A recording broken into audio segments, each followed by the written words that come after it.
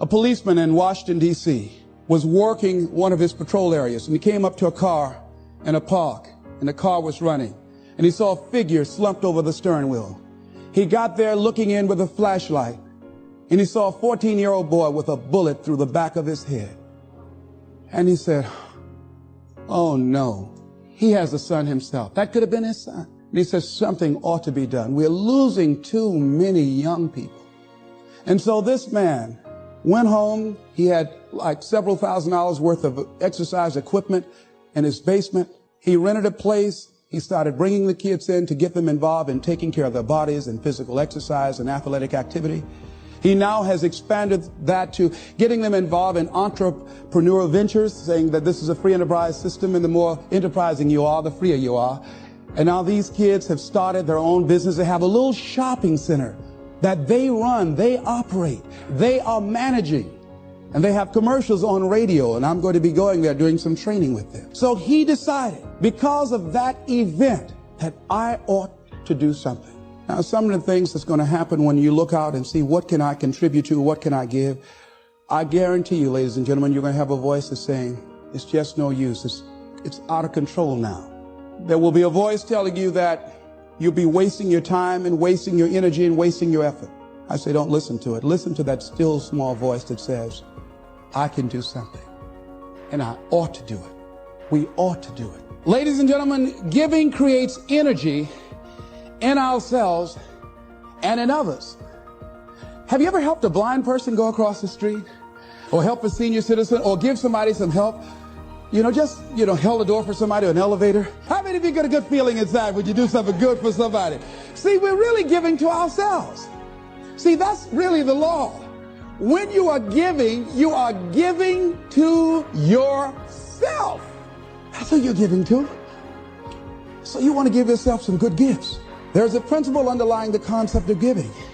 The energy flowing through us as we do, that love generates abundance in our lives, and we are able to reap so much from life as a result of our giving. How are you giving up your life? Do you know, to the degree that you are giving, to that degree determines how much you enjoy life, how meaningful your life is.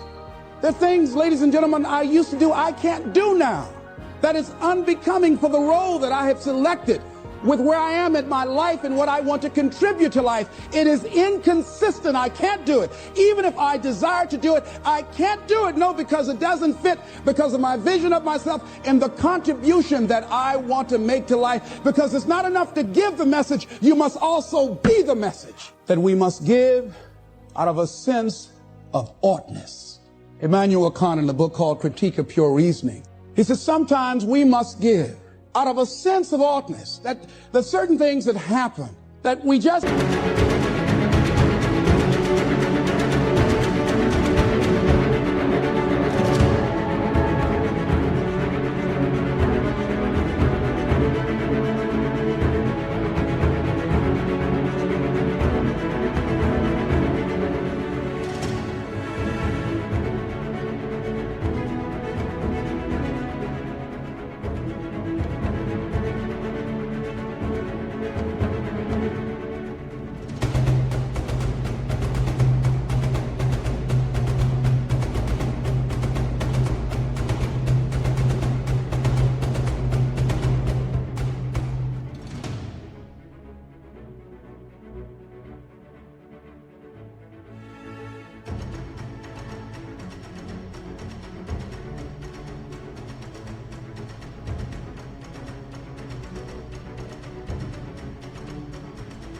say something ought to be done about this.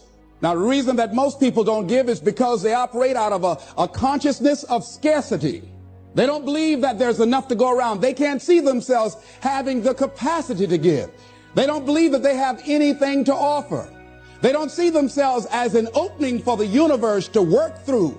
So if you begin to look at this new era that we're in, begin to see yourself as an opening for the universe to move through, to work through, to make a difference in life. See yourself being used by life to improve the quality of life, to expand and to grow.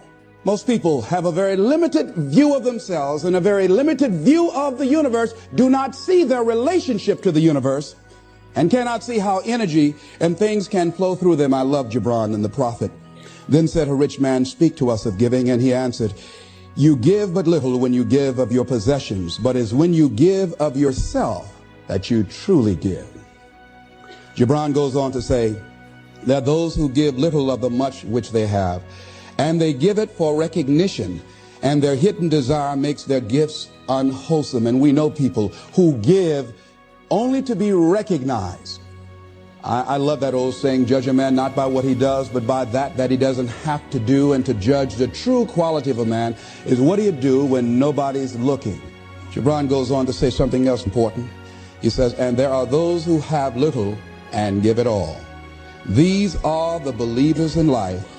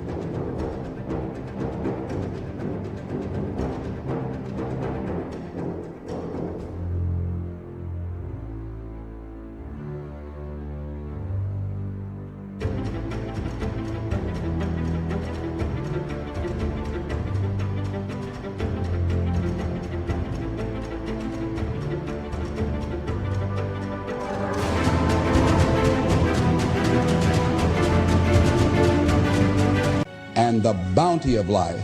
See, most people don't give, ladies and gentlemen, because they don't believe in life. Most people don't give because they don't understand the abundance in life. And so they go through life holding back on life, not understanding this also, that what you hold back from life, life holds back from you. So most of us go through life, ladies and gentlemen, not giving, and we're cheating ourselves. And you're also cheating life. See, I believe that all of us have some work to do. I strongly believe that each one of us showed up to do something, that each one of us showed up to contribute something to life, and that if we don't do it, it will not be done. See, no one is going to give Les Brown's speech. No one is going to write your book. See, if you've been given something to do, and if you don't do it, what you're doing is short-circuiting the flow of the universe. See, when you give, you create a vacuum. You are now in a position to receive. See, if I have my arms closed, holding on to everything I've got, nothing is available to come in. But if I'm open, if I've created a vacuum there, by giving and keeping the flow going, the stuff in the universe is going to come back to me, ladies and gentlemen. It's going to come back. Whatever you give, whenever I go into a room and give a speech to inspire people, to help them to develop their greatness, if you get 10% of what I get, because as Bach says, we teach that which we need most. I'm not wearing any crown. I need it as much as I'm sharing.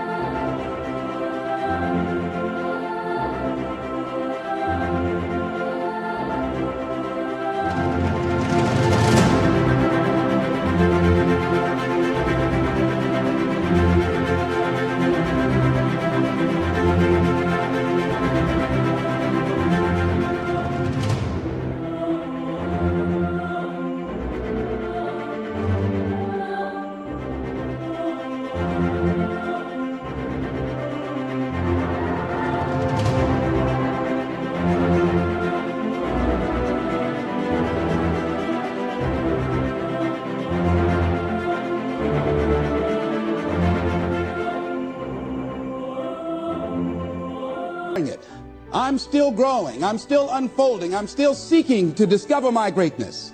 And if you get 10% of what I get when I walk out of here, see, there will be a different man walking out of here than who came in here. And as I give, the more I give to you, the more I get. Most people don't understand that. That's a law of life. Do you know that we can literally eliminate poverty overnight? We can eliminate hunger. and homelessness overnight. If people understood the concept of what giving means and the power in it, about the difference that it can make in our lives. I guarantee if you go to any rundown neighborhood and interview the people there, evaluate their lifestyles and what they're doing and what they're contributing to life, and then go in a wealthy neighborhood and talk to those people and evaluate them and check out what they're doing with their energy and their time and what they're contributing to life. Here's what you're going to discover what Earl Nightingale said. He said, our success in life is directly related to the quantity and the quality of the service that we give.